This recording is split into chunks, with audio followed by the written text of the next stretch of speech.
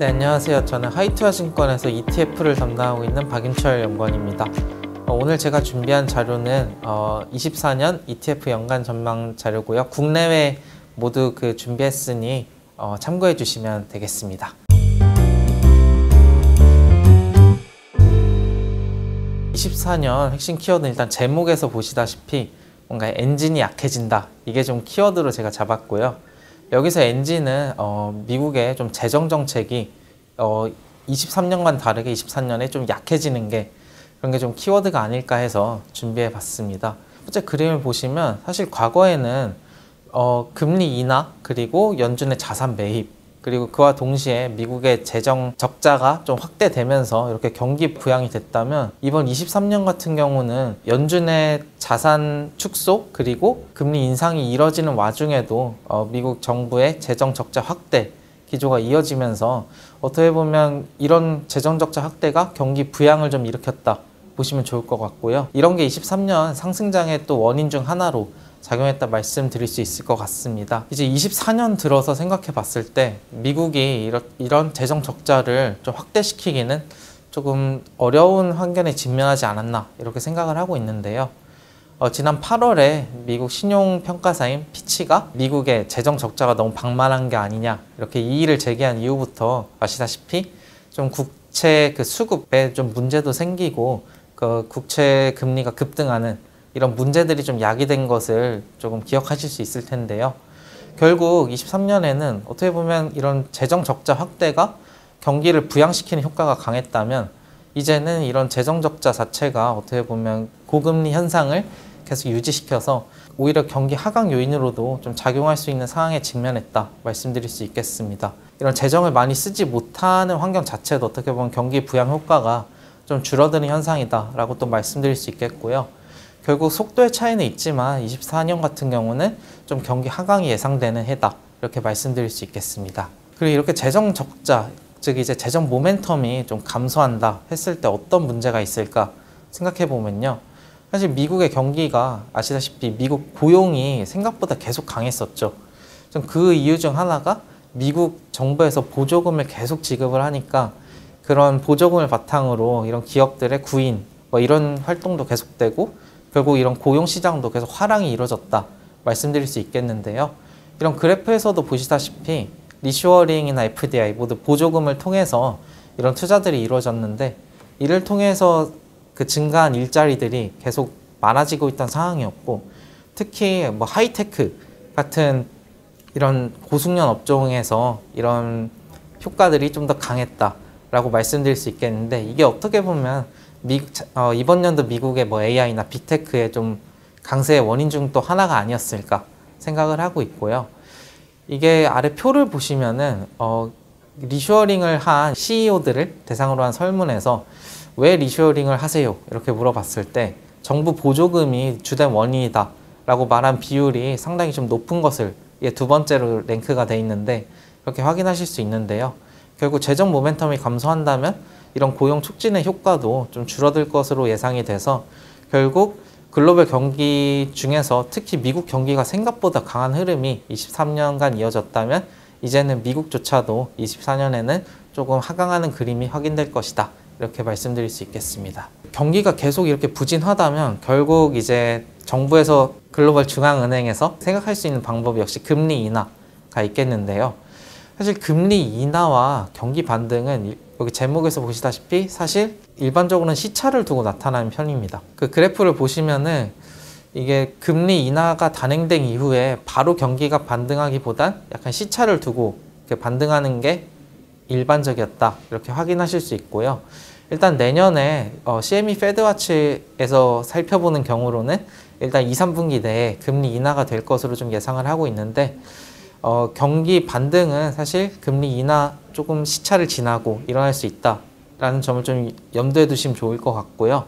특히 금리 인하가 단행되는 상황은 경기가 버틴다기보단 뭔가 크레딧이 SVB 사태처럼 크레딧 같은 문제가 좀 나타나거나 하는 모습들이 나타날 수도 있기 때문에 일단은 금리 인하 자체는 어떻게 보면 경계해야 될 이벤트일 수도 있다 정도 좀 보고 넘어가시면 좋을 것 같고 결국 이런 모든 것들을 종합해 봤을 때 24년 같은 경우는 일단 핵심 키워드로 경기 하강을 좀 염두에 두시면 좋지 않을까 이렇게 말씀드릴 수 있겠습니다.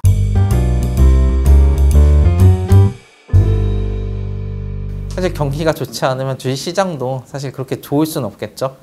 일단 먼저 말씀을 드리면 일단 경기가 안 좋으면은 사실 EPS 즉 이익이 조금 훼손될 우려가 있습니다. 아래 그림 11번을 보시면 저희가 주로 경기를 설명할 때 경기 선행 지표로서 OECD 경기 선행 지수를 말씀드리는데요. 그것과 이제 궤를 같이 하는 그 분데스뱅크 글로벌 경기 선행 지수 같은 경우는 이미 좀 꺾이기 시작했습니다. 좀 이런 걸 봤을 때 확실히 향후 경기에 대한 잡음이 좀 예상된다 말씀드릴 수 있겠고요. 특히 이제 그림 13번을 보시면은 코스피의 12개월 선행 EPS 이제 이익 추정치죠.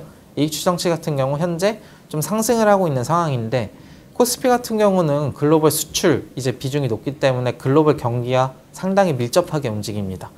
그렇기 때문에 향후에 이제 경기가 좀 둔화될 수 있는 상황이라면은 이런 EPS의 강세 역시도 뭐 정체 내지는 일단 좀 하락하는 그림이 24년에 좀 나타나지 않을까 이렇게 말씀드릴 수 있겠고요. S&P 500 같은 경우도 좀 현재 다시 이익 추정치가 계속 반등을 하고 있는 상황인데 정체 내지 좀 하강하는 구간이 일단 확인되지 않을까 이렇게 말씀드릴 수 있겠습니다. 네, 그렇기 때문에 23년과는 좀 다른 전략이 24년에 필요하다 이렇게 말씀드릴 수 있겠고요. 여기 그래프를 보시면은 이제 글로벌 경기 선행 지수와 이제 일반적인 주가 지수의 추이를 그려놓은 그림인데요.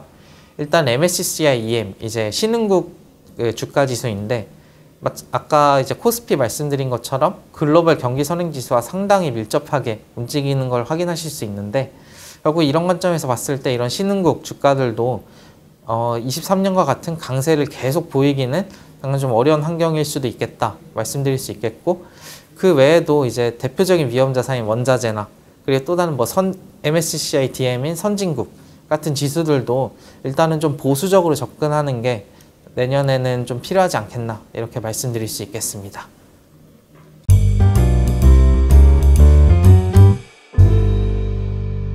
사실 저희가 투자라고 한다면은 보통 이제 주식, 이제 뭐 일반 기업 이런 관점에서 보통 보기 마련인데요.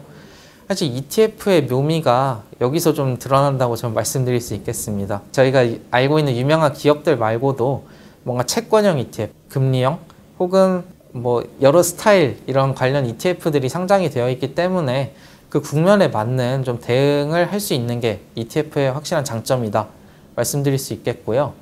그런 관점에서 말씀드리면 확실히 경기 하강 국면에서는 약간 장기 채권의 비중을 어느 정도 가져가는 게 좋지 않겠나 말씀드릴 수 있겠고요.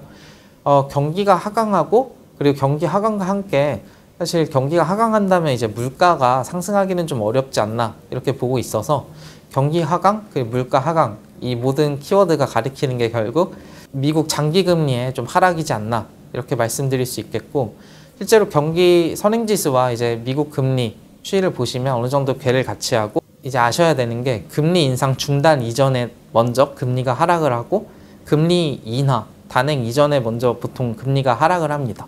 이게 결국 의미하는 거는 사람들이 먼저 이제 그걸 예상하고 미리 반영을 한다는 거겠죠.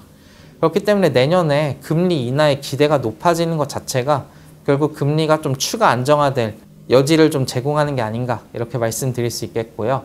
그런 관점에서 장기 채권 관련 ETF에 좀 관심을 가지면 좋으실 것 같고요. 특히 뭐 글로벌적으로 이제 유명한 장기 채권 ETF로는 미국의 이제 TLT ETF가 있는데 이런 ETF에 좀 관심을 가지면 좋지 않을까 이렇게 생각을 하고 있습니다. 그리고 이제 주식을 그렇게 또 빼놓을 수는 없겠는데요. 주식 같은 경우는 이제 그림이 복잡하긴 한데 제목에서 보시다시피 약간 경기와 민감도가 좀 비교적 낮은 그런 뭔가 섹터나 스타일 중심으로 접근하는 게 좋지 않을까 이렇게 생각을 하고 있는데요. 섹터적으로 봤을 때는 일단 헬스케어 자체가 일단 경기 방어적인 성격으로서 이제 경기 선행지수와 이제 경기 선행지수를 역축으로 그려놨는데 경기가 하강할 때 상대적으로 뭐 S&P 500이나 코스피 200 이런 벤치마크 지수 대비해서 양호한 흐름을 보였다 좀 말씀드릴 수 있겠고요. 특히 헬스케어 섹터 같은 경우는 방어적인 성격과 동시에 이제 금리 안정화에 따른 좀 성장주적인 측면도 있기 때문에 상대적으로 헬스케어, 바이오가 상대적으로 좀 부각될 환경이 아닐까 이렇게 생각을 하고 있습니다. 그리고 이제 스타일 쪽으로 말씀을 드리면 이제 경기 하강에는 뭐 고배당 아니면 로우볼, 이제 저변동성이죠. 이런 스타일 지수에도 관심을 가지면 좋겠다 이렇게 말씀드릴 수 있겠는데요. 마찬가지로 S&P 500 이제 벤치마크 대비해서 이런 고배당이나 로우볼 지수에 좀 상대 성과가 경기 하강 국면에서 상대적으로 나은 모습을 보였다. 이런 걸 봤을 때는 기본적으로 이런 스타일들에 내년에는 좀 관심을 가지면 좋겠다. 이렇게 말씀드릴 수 있겠습니다. 그리고 이제 또 하나 이제 고민이 되는 부분이 23년간에 좀 강한 모습을 보였던 주식들은 과연 어떤 모습을 보일까 한번 좀 고민을 해봤는데요. 제목에서 보시다시피 좀 가격 모멘텀이 계속 이어지긴 어렵지 않을까 이렇게 생각을 하고 있습니다. 모멘텀 지수 같은 경우는 이제 가격 모멘텀에 조금 뭐 6개월, 12개월 정도 이제 가격 모멘텀이 강한 그런 주식들의 이제 추이를 그려놓은 이제 지수인데요. 이런 지수 같은 경우는 경기가 좋을 때는 계속해서 강하게 가는 그런 경향이 있지만 좀 경기가 둔화될 때는 그게 좀 계속 이어지기는 힘들다라고 말씀드릴 수 있겠고요. 그런 관점에서 봤을 때는 뭔가 이런 가격 모멘텀이 23년 동안 강했던 이런 주식들은 어느 정도 조금 기대 수익을 낮추는 게 필요하지 않을까 말씀드릴 수 있겠습니다. 동일하게 미국 같은 경우도 마찬가지인 상황이지 않을까 생각을 하고 있고요. 특히 지금 뭐 AI 관련해서 미국의 빅테크들이 연일 강세를 계속 보이고 있는데요. 지금 그림 27번을 보시면 미국 나스닥 100 대비 미국 중소형주 중심의 러셀 2000의 상대 강도를 그려놓은 표인데요. 이미 미국 경기를 가리키는 중소형주 대비해서 빅테크의 상대 강도가 버블닷컴 시기를 넘어섰을 정도로 지금 나스닥 100 이제 빅테크의 가격 부담은 어느 정도 좀 있는 상황이 아닌가 이렇게 생각을 하고 있기 때문에 약간 이런 쪽 부분에서도 가격 모멘텀이 현재 계속 강한 주식들은 내년에는 약간 조금 기대 수익을 낮추는 그런 게 필요하지 않을까 이렇게 말씀드리고 싶습니다.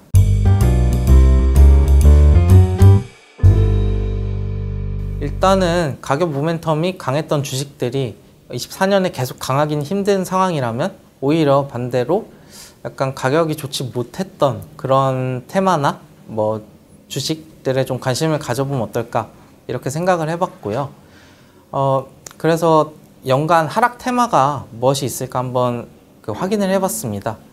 그 표를 보시면 코스피 대비해서 좀 언더퍼폼했던 ETF들의 리스트다 이렇게 말씀드릴 수 있겠고요. 이 ETF 리스트들에 주목하셔야 되는 게 결국 내년에는 이런 가격적인 메리트 측면에서 이런 ETF들이 상대적으로 부각될 환경이 조성될 것이다 말씀드릴 수 있겠습니다. 저는 특히 그 중에서도 소프트웨어, 바이오, 게임 테마가 상대적으로 좀 가격 메리트가 강하지 않나 생각을 하고 있는데요. 여타 테마 같은 경우는 분명 이제 뭐 연간 수익률 하위를 좀 기록하고 있지만 제가 말씀드린 테마는 뭐 이번 연도뿐만이 아니라 뭐 작년, 재작년까지 해서도 장기간 이제 코스피를 언더퍼폼했던 그런 테마이기 때문에 오히려 가격적인 메리트 측면에서 충분히 부각받을 수 있겠다라고 말씀드릴 수 있겠고요.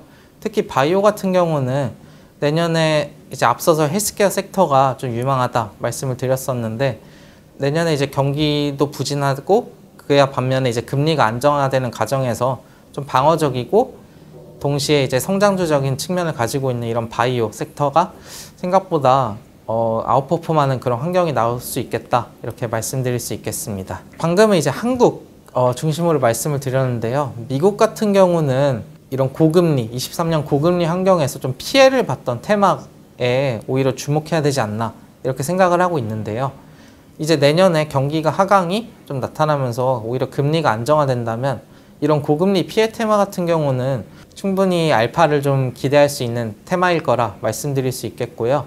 이제 대표적으로는 지방은행, 이제 부동산, 바이오테크 있다고 좀 말씀드리고 싶고 가격적인 측면에서 보시다시피 뭐 지방은행이나 부동산 모두 코로나를 제외하면은 뭐 이전 저점 수준에 근접했다 보시면 좋을 것 같고 중소형 바이오테크 같은 경우도 일단 코로나 이전 저점 수준까지 이미 도달한 상황에서 충분히 금리 안정화가 나타나는 환경에선 이들 테마가 좀 크게 상승할 수 있지 않을까 이렇게 말씀드릴 수 있겠고요. 물론 제가 지금 말씀드린 테마는 좀 크레딧 이슈에서 자유로운 테마는 아니기 때문에 어느 정도 좀 가격적인 측면에서 단기적으로 접근하는 것을 좀 추천드리고 있습니다. 또 다르게 이제 말씀드릴 테마는요. 이제 또 다른 고금리 피해 테마 중 하나인 홈빌더인데요. 앞서 말씀드린 테마와 다르게 홈빌더 같은 경우는 펀더멘털 측면에서 좀 양호한 테마다 라고 말씀드릴 수 있겠고요.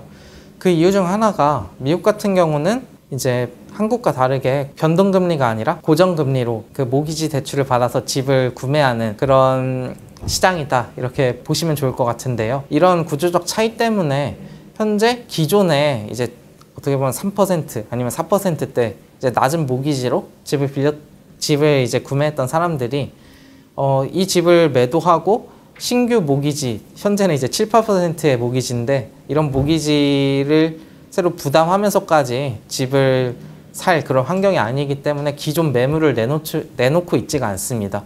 그렇기 때문에 오히려 기존 매물은 정체되어 있는 상황에서 신규 주택에 대한 수요가 어느 정도 계속 있는 상황이고요. 실제로 신규 주택 판매는 기존 주택 판매와 다르게 좀 계속해서 증가하고 있는 상황입니다.